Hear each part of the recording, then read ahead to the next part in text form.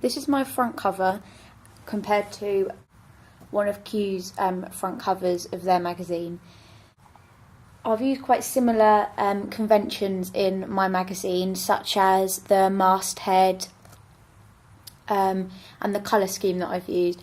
My masthead is going across the top of the page, which is a typical convention of magazine in general, and especially a music magazine. Q's is slightly different because it's just a box, but that's their recognised masthead, so it works for them. But I just thought mine would look better if it was the long one across the top.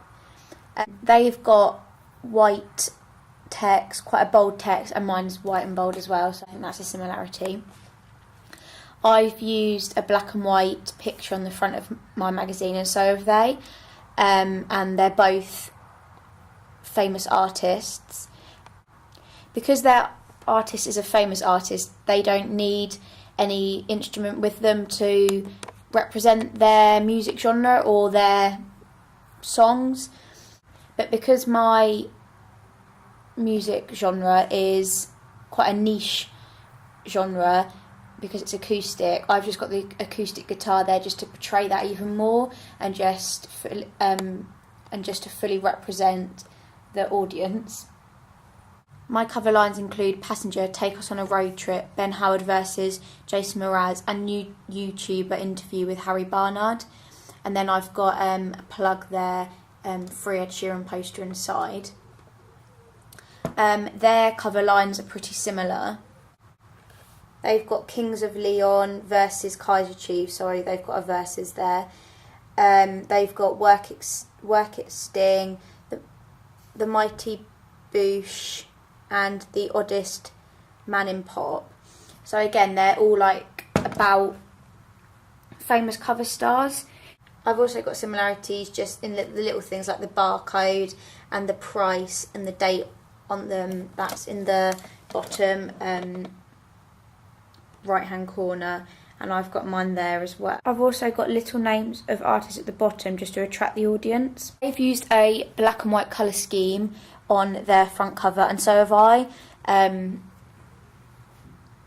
Theirs is typical to the kind of rock genre because they're kind of tough, strong, bold colours, which I think fits their music genre. But I also think acoustic music is quite bold and simple, and I think the black and white colour scheme fits mine as well. I think I've used kind of less bright reds, so it's less bold, and I think it's just the simplicity of the colours that really represent my genre of music, because acoustic music is all about the simplicity and just the lyrics and it being very natural and easy to achieve, which I think those colours represent.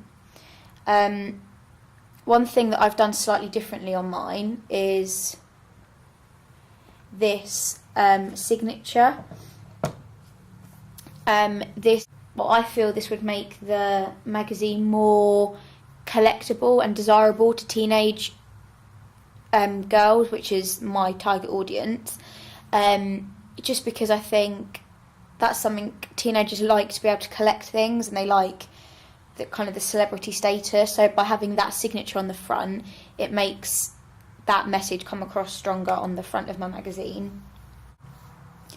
The quotes I've used with the cover stars, the main cover line, mine is "Music kept me alive," and theirs is "Noel, he's an old man," which are both kind of strong statements, which I think is another similarity because they both use statements that are shocking and you want to find out more about them.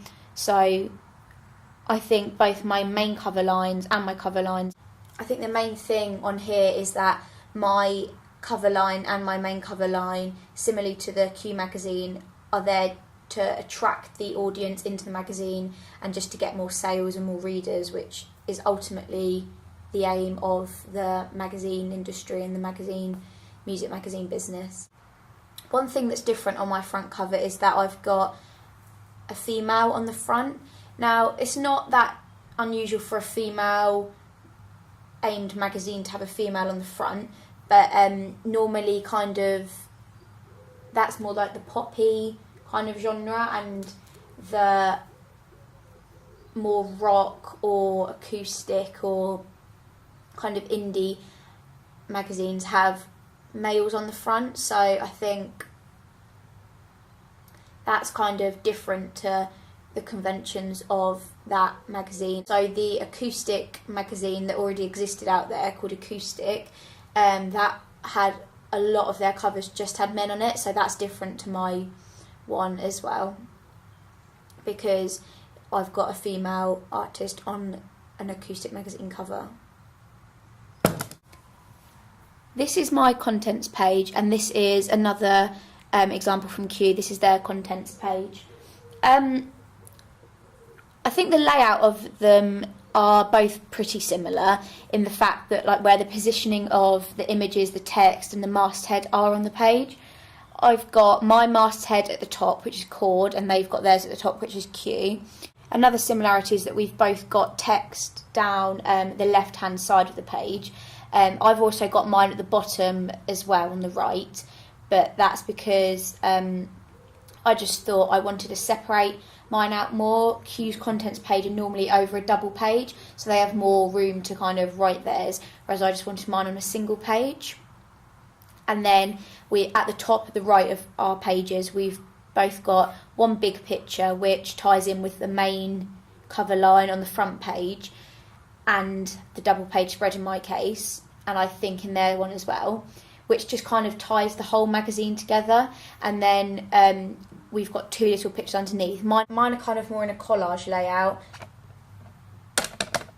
and theirs are just straight, kind of in line with each other. I think the main similarity in mine and Q's contents page is the page numbers. They're both in red boxes with white text. I just think this really worked well on their page because it really made them stand out. I think this worked really well on their contents page because the numbers just really stood out. I think this worked really well on the contents page because their numbers just really stood out. And especially I like how they're bigger for the main articles and they're attached to the pictures, just because that's the first thing you're then drawn to, which it should be because it's the main article and it ties in with the main cover line. They've got their masthead, their issue number, their page number and their website. On mine I've also got my masthead, issue number, website and then page number as well. As you can see, their articles are split up with subheadings. I've done that on mine as well. They've done theirs on this example in a red box. I've done this as well. I've got interviews as one. I've got must reads, which is in a black box. And then I've also got style and weekly as well. I think this just makes the text easier to see and read and just understand and navigate. As you can see, theirs are in columns as well.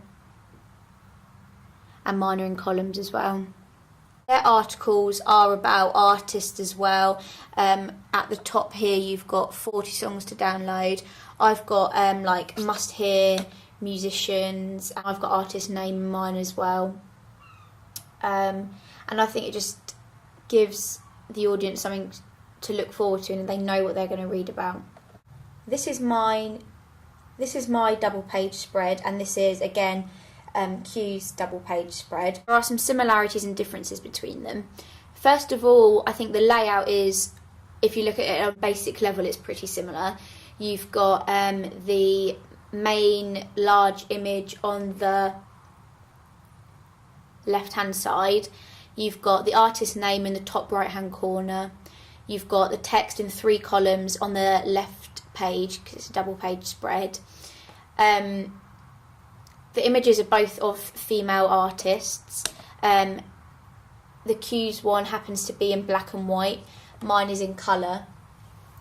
Mine is in colour because I just think it showed a bit of difference and variation in my photography, because all my other images were black and white, and I just think it just tied the whole page together because the colours in the picture just worked well with the text. On top of my image I've also got a pull quote from the interview. Q don't have this, but it is a typical convention of music magazines and magazines in general. It's just that this one didn't happen to have it. I've also got another pull quote in the centre as well, again from the article. On the actual article, I've got drop capitals, which is a feature of music magazines, and Q have used one here, and I've used one on mine as well. The text is in 3 columns. Mine is about the cover star, and so is theirs.